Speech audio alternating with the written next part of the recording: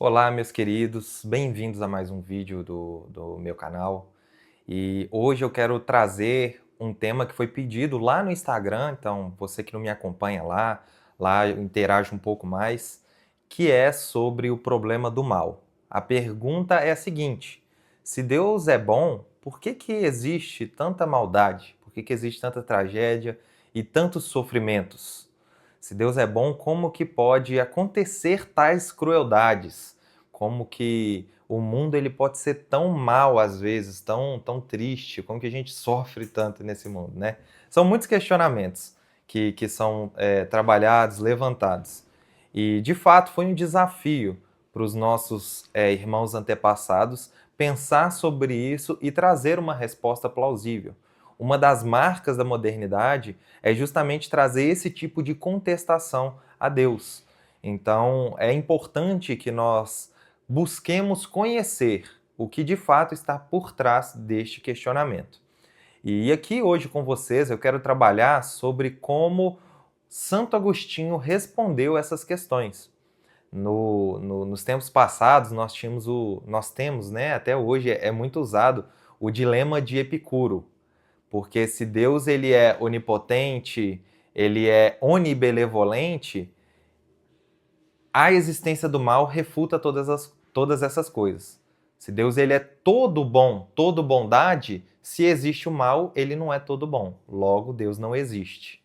Se Deus ele é onipotente e o mal existe e ele não pode vencer o mal, ele não pode extinguir o mal, logo ele não tem todo o poder. Então Deus não existe. Esse é o dilema de Epicuro, lógico que eu falei ele aqui bem rápido, né, bem resumido, mas ele tem um desenvolvimento que é fácil de você encontrar aí, mas nós temos então uma resposta cristã genuinamente sobre esse caso. E aqui nós vamos seguir segundo a tese de Santo Agostinho. Bom, o primeiro ponto que vamos tratar sobre esse assunto é sobre o mal propriamente. Então, quando nós falamos de calamidades, de sofrimento, tudo isso provém daquilo que chamamos de mal. São coisas ruins. E o que é o mal em si? Então, a nossa primeira posição vai ser de que o mal, ele de fato não é substancial. O que isso significa? Isso significa que o mal não é uma criação, não é algo que foi criado por Deus. Porque todas as coisas que existem, elas têm a sua devida substância. E o mal, ele só existe na privação de algo que é o bem. Eu vou dar um outro exemplo que talvez fique mais claro para nós, né? O que é a escuridão? A escuridão, ela é simplesmente a falta de luz. Quando não se tem luz, então nós chamamos, né, a falta de luz de escuridão. A escuridão ela não existe por si, mas ela só existe na medida em que falta algo que era devido, que é a luz. O mal é exatamente isso. Então, no livro de Santo Agostinho, que ele vai tratar sobre o livre-arbítrio, é onde ele vai desenvolver melhor esse problema do mal. E ele vai dizer que o mal, então, ele não é substancial, ele é simplesmente a privação de um bem devido. Então Deus ele cria todas as coisas boas e ordena todas as coisas para um fim bom. Quando essas coisas não alcançam esse fim bom, elas não desempenham essa função boa para a qual foram criadas, então nós chamamos isso de mal. Onde não tem esse bem que era devido, se encontra o mal, a ausência disso que era devido para tal coisa. E aqui é importante nós termos essa definição. Logo entendemos que o mal de forma alguma pode ter sido algo criado por Deus, já que nem substância ele tem, ele não é criado por ninguém. É simplesmente uma privação de algo que deveria ter sido feito. Então, toda e qualquer atitude má que você pensar aí agora, ela só é má porque você tem um parâmetro de bondade que deveria ser feito naquele lugar. Então, eu fazer uma crueldade com uma criança, eu só sei que essa crueldade de fato é má porque eu sei que o bem devido seria tratar bem essa criança e não tratá-la de maneira má. Então, a maldade, ela só vai, de fato, ter a sua existência pela privação de um bem devido, e não como algo que é criado e existe por si. Logo, Deus ele não é o autor do pecado. Toda e qualquer filosofia, toda e qualquer posição teológica que diga que Deus é o criador ou Deus é o autor do pecado, ela está equivocada em si, mesmo que tentem usar textos bíblicos distorcidos.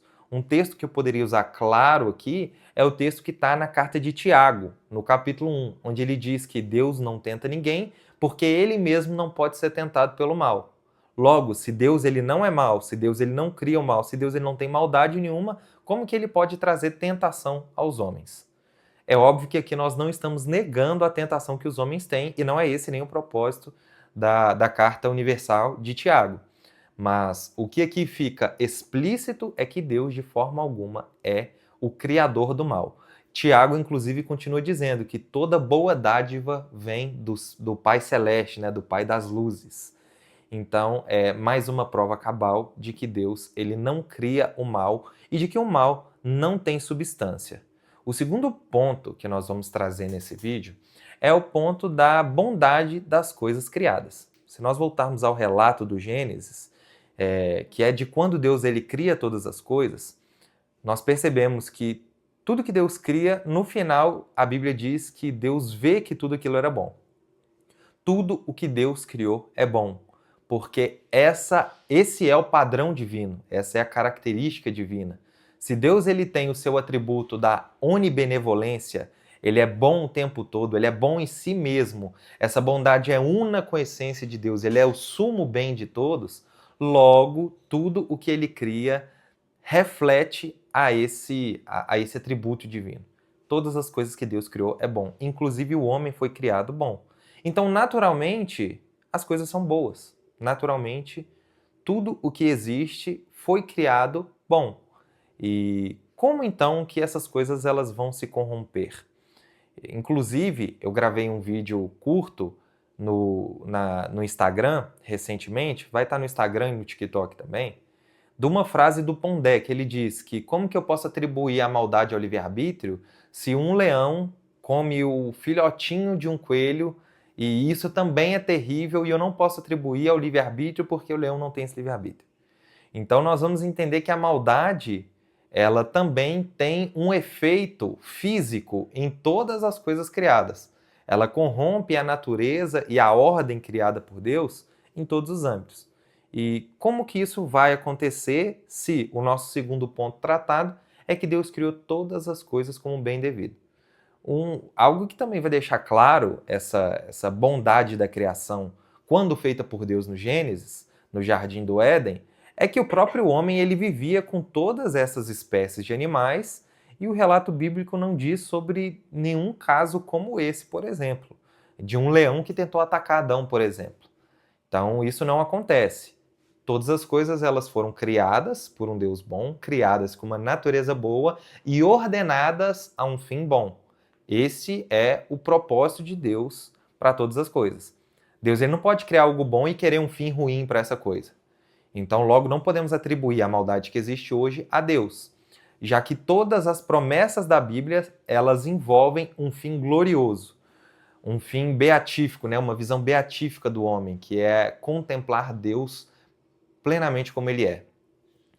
Então, nós vamos aqui partir para o terceiro ponto, que é sobre a liberdade do homem e a origem do mal moral. Então, o homem, de fato, ele recebe um dos seus grandes atributos, né? Recebidos pelo próprio Deus. Então, a liberdade é um atributo que Deus ele comunica ao homem. Deus é livre em todas as coisas. E essa liberdade ele comunica ao homem de tal maneira que o homem, tendo um mau uso dessa liberdade, esse mau uso ele gera o que nós conhecemos como a maldade ou o mal moral, colocando de maneira mais específica aqui. O que seria o mal moral? O mal moral seria o pecado que existe no homem, o desejo que o homem tem de fazer aquilo que é ruim, a crueldade do homem, todas essas coisas nós dizemos que é uma corrupção da moral que Deus ele coloca no homem. Quando Deus ele criou um homem, então, Deus ele criou um homem bom e dá bons preceitos para esse homem. Esse homem tem que obedecer, esse homem ele tem relacionamento e comunhão com Deus todos os dias. E então Deus ele dá uma boa moral para esse homem e dá a manutenção, ele conserva essa boa moral de maneira graciosa. Porém, o homem, tendo esse atributo da liberdade, poderia muito bem resistir a esta graça, né? Resistir a esse bem devido. Deus ele dá essa liberdade para o homem, não com a vontade de que esse homem de fato vai lá e crie o pecado, cometa todo tipo de pecado e que faça todo tipo de crueldade possível, né? Deus ele não dá liberdade para o homem para que ele faça isso. Todos os propósitos de Deus eles são bondosos e eles são gloriosos.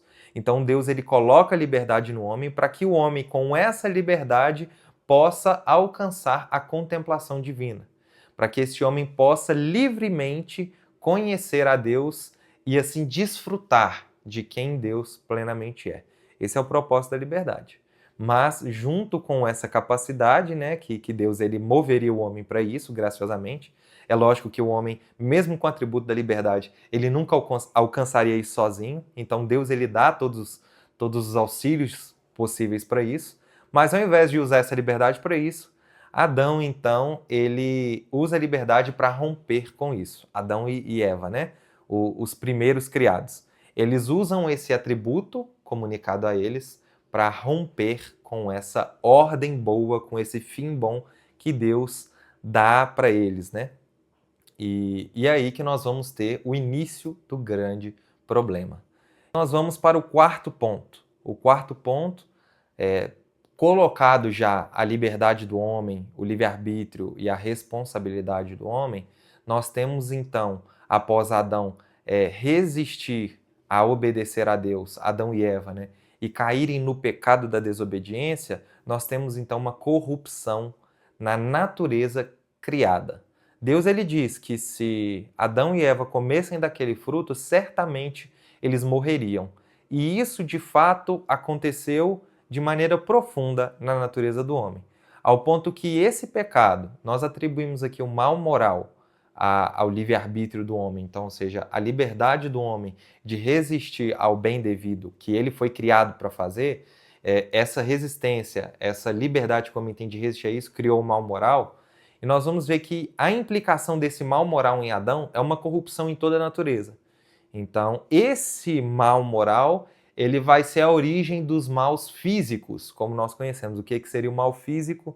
Seria a distorção da natureza ao nosso redor.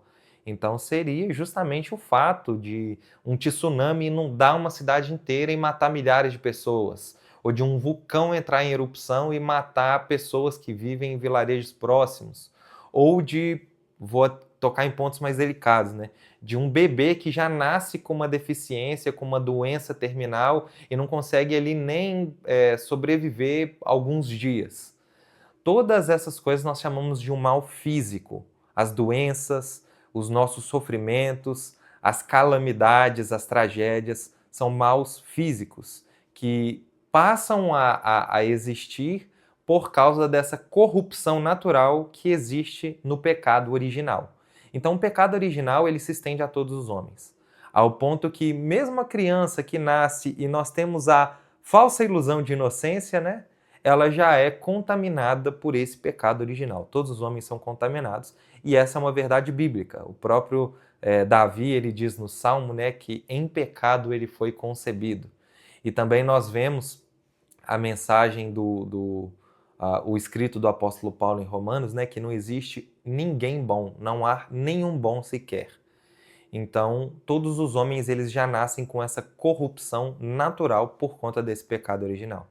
Então, essa natureza que Deus criou boa no início, ela é corrompida por esse pecado original e o mundo inteiro ele entra em desordem. Tem um sermão que é atribuído a Jonathan Edwards, que chama Pecadores na Mão de um Deus Irado. É um sermão que eu sempre recomendo as pessoas assistirem. Tem o sermão no YouTube, que tem alguns canais que fazem em formato de sermão mesmo, e tem o livro sobre esse sermão. E é incrível. E um trecho desse sermão, o Edwards ele vai falar justamente sobre essa questão. Ele fala assim, você acha que o sol ele nasce todos os dias feliz de ver você, a flor mais bela da criação? Não.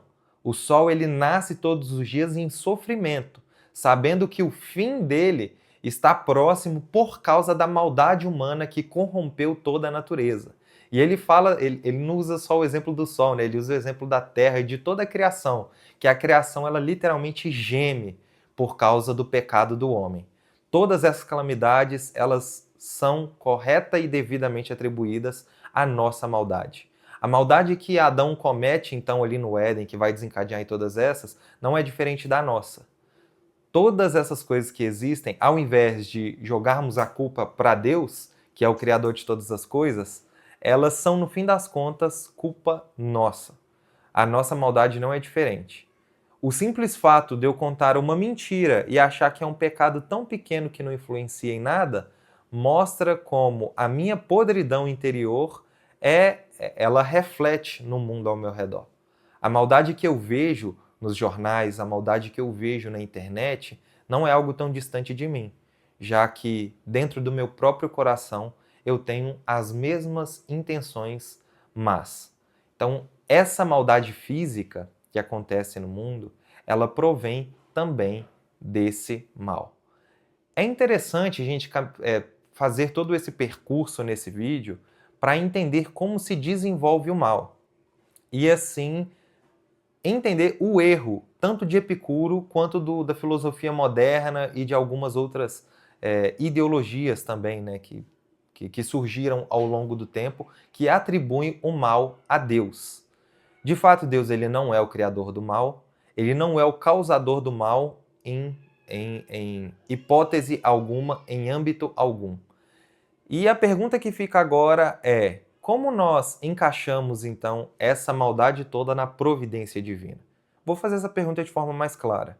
Por que Deus permite todas essas coisas? E um fato interessante, e que nós não podemos perder de vista aqui, é o atributo da soberania divina.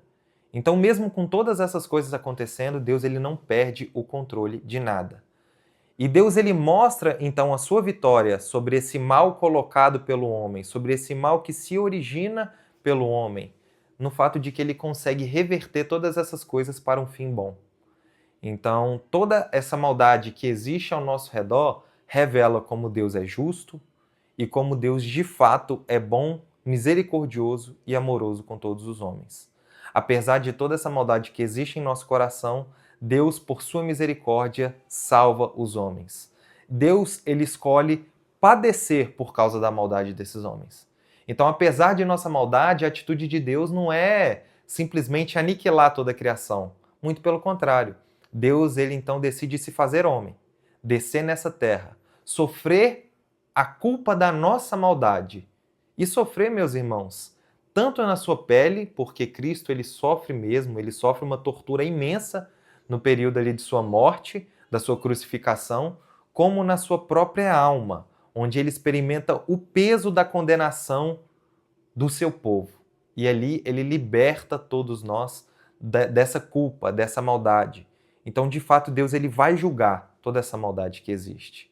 E em Cristo nós somos salvos. Em Cristo nós somos livres do julgamento dessa maldade. Deus ele não quer o mal. Deus ele não quer o mal moral. Deus ele não quer o mal físico. E por isso que existe um fim para toda essa maldade que existe ao nosso redor. E uma promessa de um mundo em visão beatífica, que seria essa contemplação da bondade de Deus. Nós estamos caminhando para isso, meus queridos. E a pergunta que eu faço para você é: você está pronto para esse momento? Você realmente se considera salvo por Cristo? Busque encontrar essa resposta no seu interior. De fato, a providência de Deus ela é soberana sobre todas as coisas. Deus ele mostra a sua vitória sobre o mal quando ele dá um fim bom para todas as coisas. Quando todas as coisas terminam na sua bondade. Esse foi o vídeo, espero que vocês tenham gostado. E quero aproveitar aqui para pedir para que vocês me sigam nas outras redes sociais que vão estar na descrição desse vídeo. E até a próxima.